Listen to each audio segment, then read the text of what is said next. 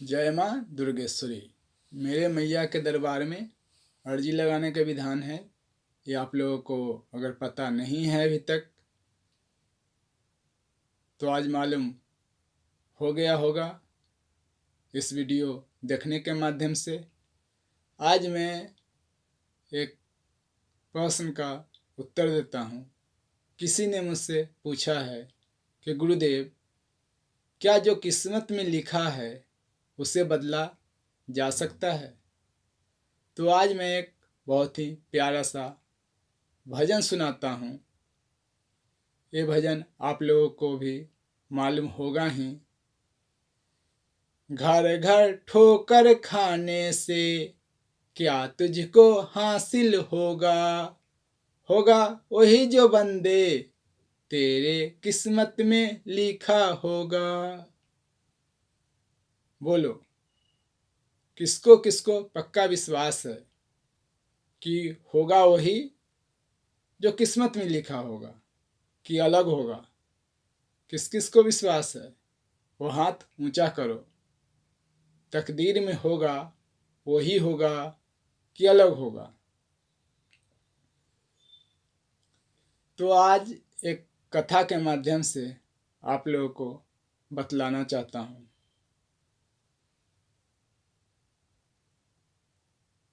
एक समय की बात है कि मेरकंडू ऋषि हुए हैं, बड़े शिव भक्त हैं।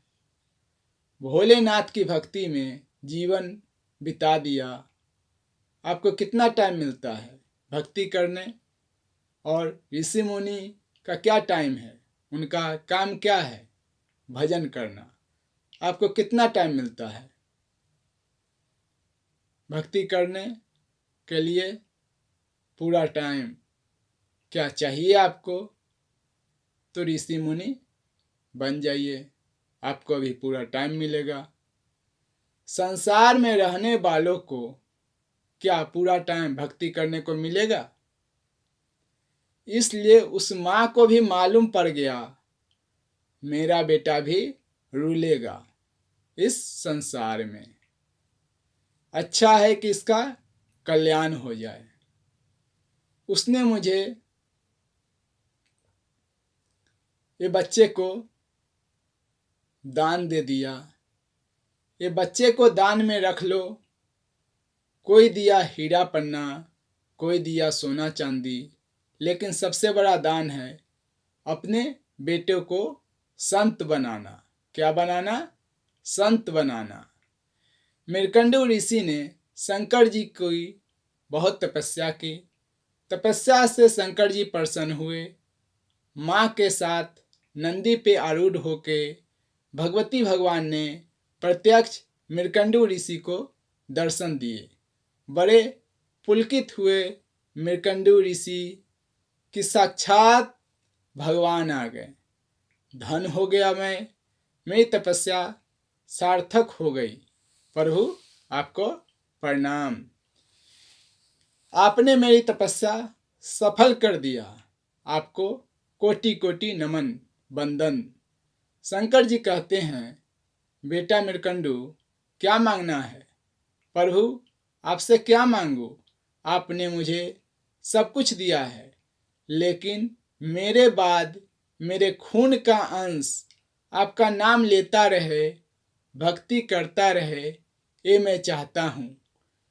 लेकिन अब मेरे पास तो ऐसा कोई संतान नहीं है कि मेरे बाद भी आपका गुणगान मेरे घर से कोई कर सके। मैं जाऊंगा और मेरा घर समाप्त हो जाएगा। मैं इसलिए नहीं चाहिए बच्चा कि मेरा पिंडदान करेगा, श्राद्ध करेगा। मैं भूत बन के फिरूं, ये चिंता नहीं है मुझे। मेरी दुर्गति हो जाए, ये चिंता नहीं है मुझे। तर्पण श्राद्ध के बगैर उसकी चिंता नहीं है मुझे। लेकिन मेरे बाद मेरे हजारों पीढ़ियां आपका गुणगान करता रहे, ये मैं चाहता हूँ। आपको खोल के बता दूं, आपके संतान ईश्वर के संतान हैं। ये समझो, ईश्वर के संतान बनाने में लगे रहोगे तो वो संतान से आपको कभी दुख नहीं आएगा। लेकिन संतान को आप अपना मानने लगते हो, अपना बनाने में लगे रहते हो, यही सबसे बड़ा दुख का कारण है। ईश्वर का दिया हुआ ये सोच लो, ये ईश्वर का है, मेरा बेटा वही आपको अनाथ आश्रम वृद्धाश्रम में ले जाके ढकेलता है। शंकर जी बोले, मृकंडू मैं आ ही गया हूं, तू खाली नहीं जाएगा। मैं आशीर्वाद देता हूं तुझे, एक पुत्र मिलेगा, लेकिन एक शर्त है। 16 वर्ष का ज्ञानी भक्त चाहिए कि 100 वर्ष का अज्ञानी मूढ़ चाहिए।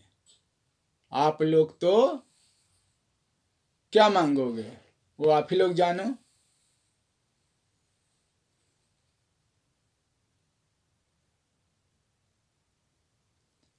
प्रभु मेरी इच्छा है कि मुझे 16 वर्ष का ज्ञानी भक्त ही चाहिए, जो आपका नाम स्मरण करने वाला भक्त हो। मुझे यही इच्छा है प्रभु। प्रभु ने आशीर्वाद दिया, चल 16 वर्ष तक जीने वाला तेरा बेटा, मंगल करने वाला तेरा बेटा निकलेगा। तो शुभ समय पाके गर्भणी हुई माता और 10वें महीने में एक सुंदर बालक को जन्म दिया। सभी बालक रोते रोते जन्मते हैं और 1.5 वर्ष बाद बोलते हैं, लेकिन ये लड़का जैसे जन्मा, दाई ने उसका जीभ बाहर निकाला, क्योंकि हम रोने से शुरू होते हैं और अंत में दूसरों को रुला के चले जाते हैं। हम जो देंगे वही मिलेगा। हमने रोना दिया जन्म लेके, अंत में दूसरे हमारे लिए रोते हैं। बच्चा जन्म लिया, दाई फटकार रही है, बच्चा को रोना चाहिए, लेकिन बच्चा रोया नहीं। जन्मजात बच्चा अभी माँ के पेट से निकला है, बोलने के लिए 1 से 1.5 वर्ष चाहिए। ये शिव की कृपा से उत्पन्न बच्चा जन्म लेते ही ओम नमः शिवाय बोला। मृकंडू ऋषि का पुत्र होने से उसका नाम हुआ मार्कंडेय। क्या नाम रखा? मार्कंडेय। बड़ा मार्कंडेय प्रभु भक्त, स्कूल में टीचर सिखाते अ से अनार, तो बच्चा बोले नमः शिवाय। टीचर बोले 2 2 4, वो बोले नमः शिवाय। परेशान हो गए शिक्षक कि कुछ भी इसको सिखाओ, ये बोलता है नमः शिवाय, इसको पढ़ाया नहीं जाएगा। ऋषि जी इसको आप अपने घर में रखो। माँ ने सोचा प्रभु का भक्त है, 16 वर्ष ही जिएगा, पढ़ के भी क्या करेगा। बेटा तू तो शिव पूजा भक्ति में लग। उसको भी लगा कि प्रभु भक्ति से बड़ा क्या है।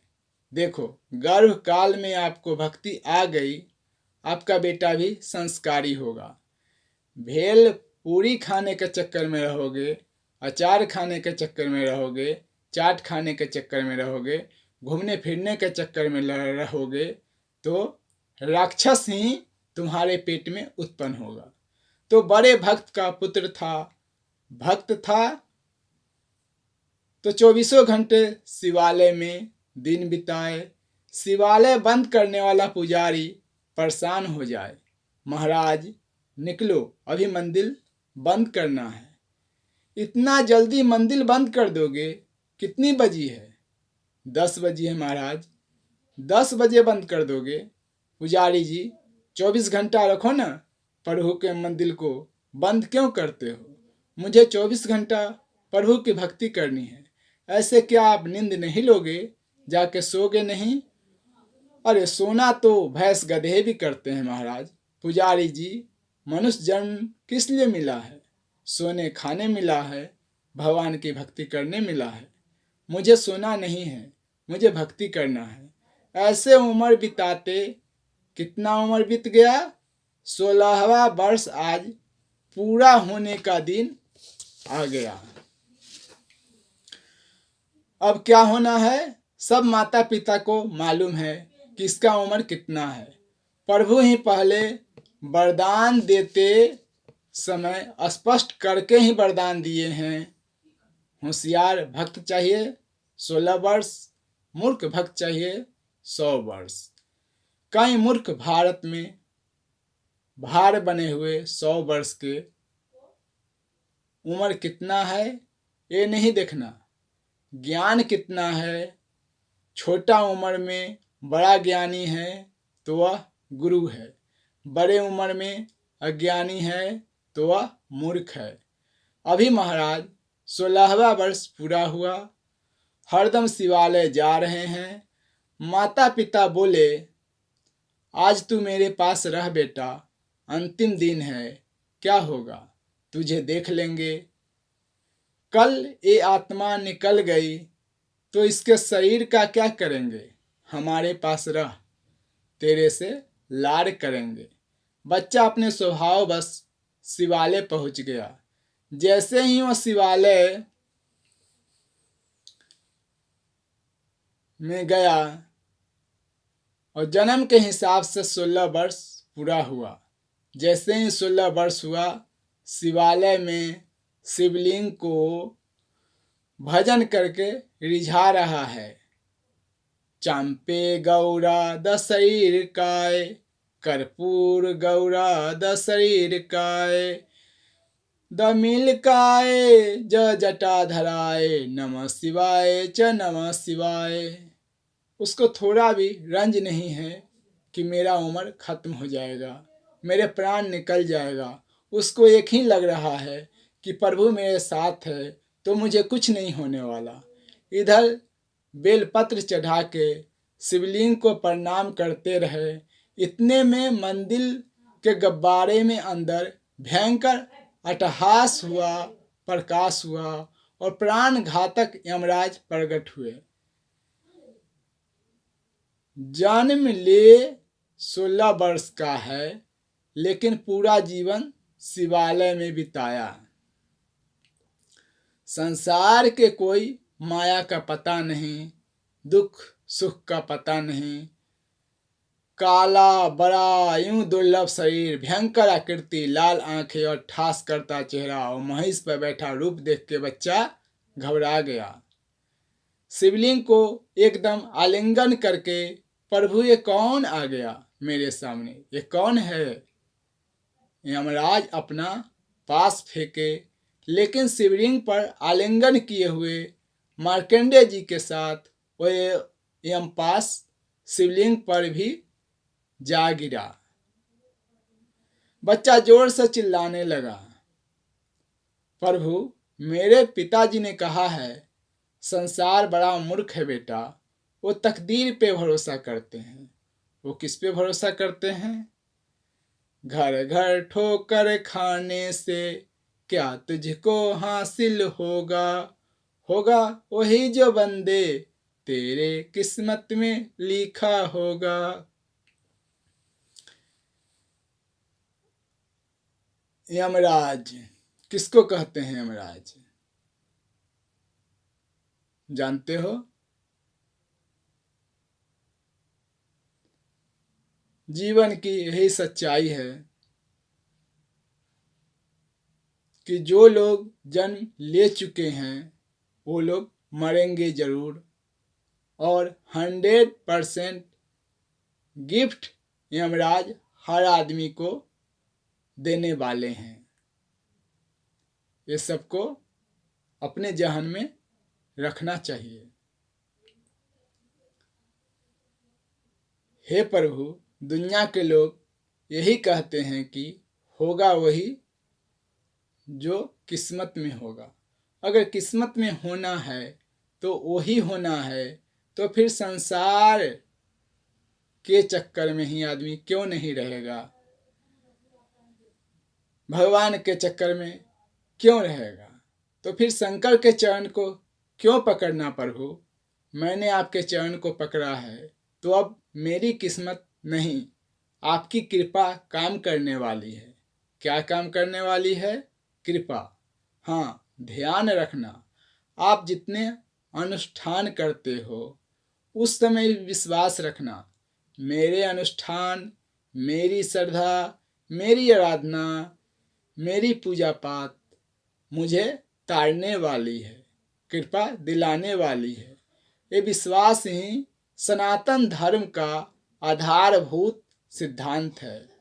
अगर ये विश्वास नहीं होगा तो फिर किस लिए यहाँ बैठ के हवन करे, ये लफड़ा वो लफड़ा में पड़े, मेरे तकदीर में जो होना है वही होगा।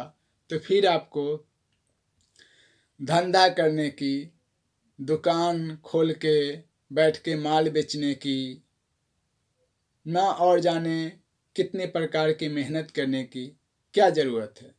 पैसा अपने आप गठरी बन के गिरेगा कि नहीं? तकदीर में लिखा हुआ नहीं होगा।